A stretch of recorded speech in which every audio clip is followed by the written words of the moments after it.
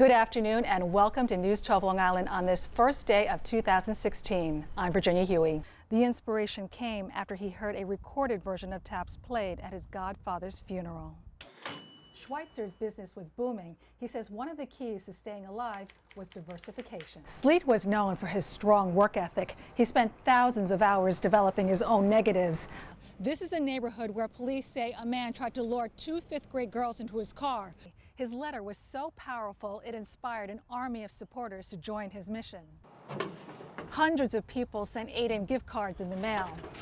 Greenfield still works 6 days a week, making sure that everything that bears his label honors the family he lost in the Holocaust and the one he created after coming to America. The fire was so massive, it destroyed 3 houses and damaged 2 others. This pile of rubble you see behind me is all that is left of one of the houses. There was a baby inside that house when the fire broke out.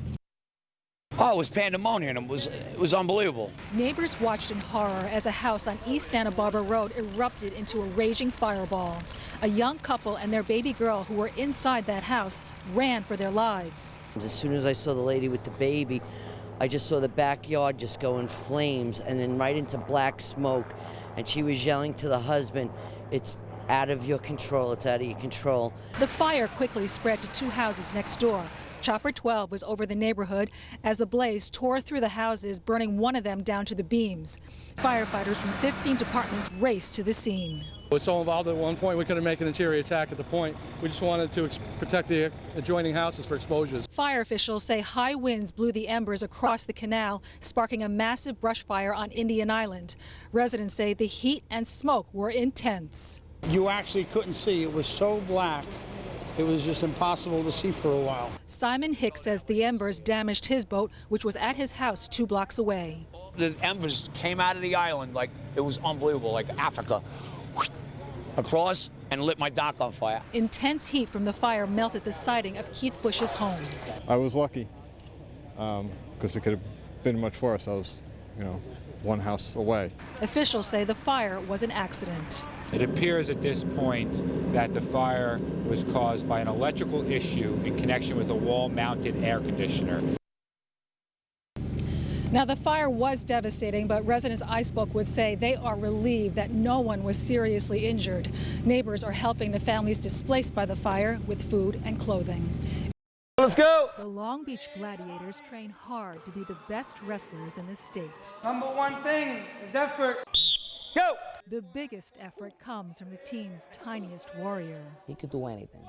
He's that type of kid. He's 6-year-old Isaiah Bird. The 42-pounder wrestles unlike any of his opponents.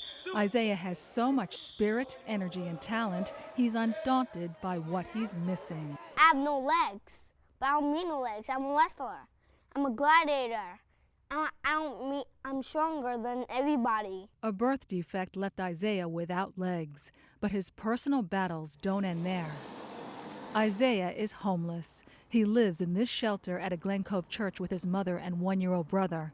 His family can't afford a wheelchair, so Isaiah gets around on his hands. Life isn't easy, but Isaiah has a couple of things going for him. He has a mother who encourages him with unconditional love. My son, he goes above and beyond everything he does. That just makes me want to do so much more for him as a mom. Isaiah also has a coach who believes in him. He came into my life and he made me appreciate life even more.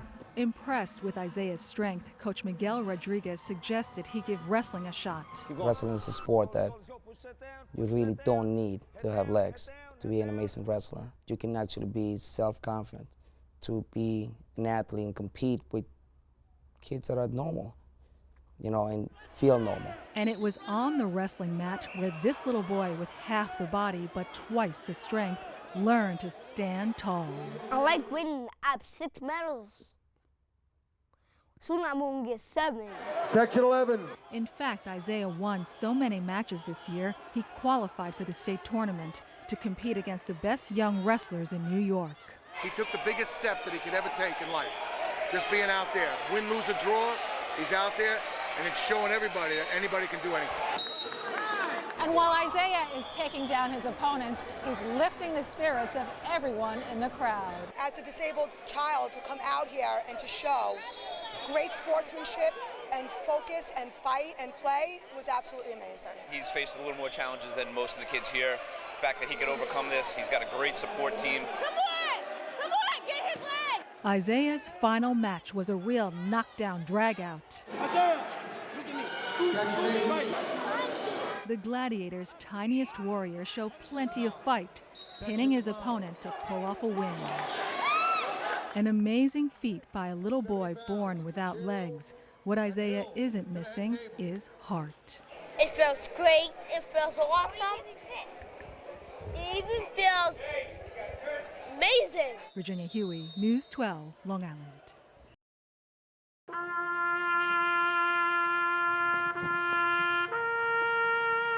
In a place where valor rests, a soldier's lullaby echoes through the Garden of Stones. Louis DeLeo of Seaford has sounded taps at more than 7,000 military funerals. As the chief bugler of New York's Military Forces Honor Guard, DeLeo lives by two mottos. Nothing is more important than honoring a fallen soldier, and there's no such thing as sounding taps too many times. They put on the uniform, and at that point, they wrote a blank check to the United States of America, payable up to their lives. They can't go unrewarded and unthanked. The nation's call of remembrance was born in war 150 years ago. In 1862, Union Brigadier General Daniel Butterfield adapted it from a French tune as a new way to signal lights out for battle-weary troops during the Civil War. Since 1891, taps has officially been the final salute at all U.S. military funerals and marked the passing of U.S. presidents. For DeLeo, sounding taps at military funerals is not just important, it's personal. The inspiration came after he heard a recorded version of taps played at his godfather's funeral.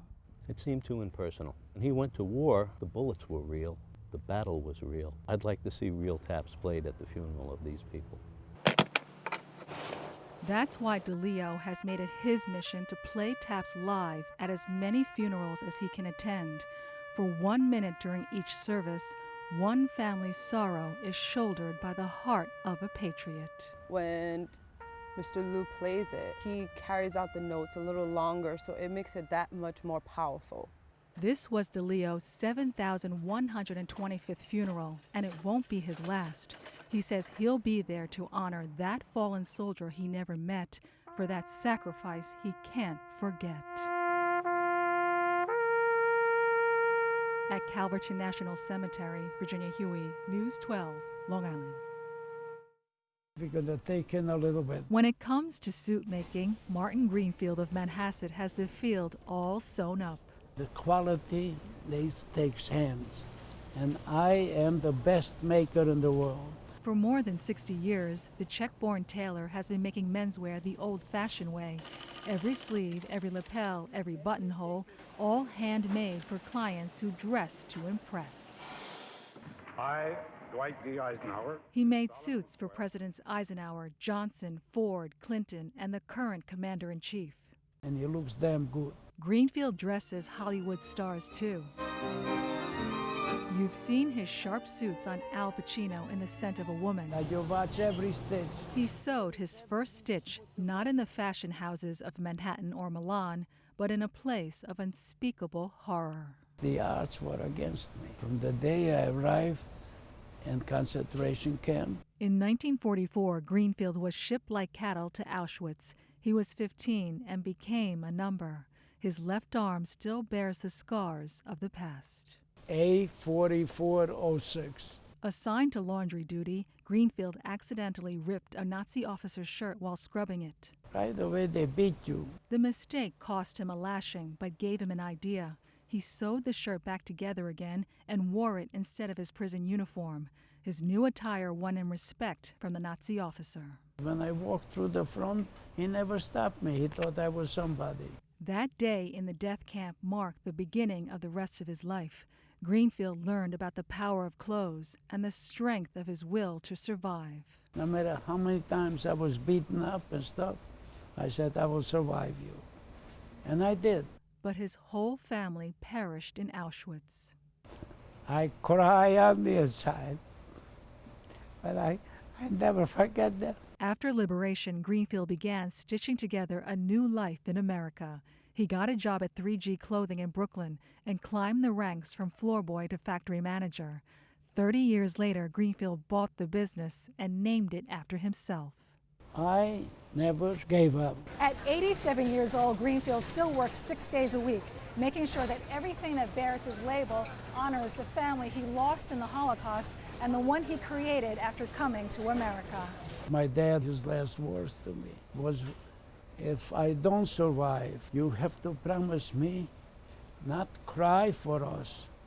You live for us. Continue life with a family. A promise kept by the sole surviving son, who is now the proud patriarch of a family of 10. His triumph over evil beyond measure. The victory for me is to be alive here and to be happy in what I do. Virginia Huie, News 12, Long Island.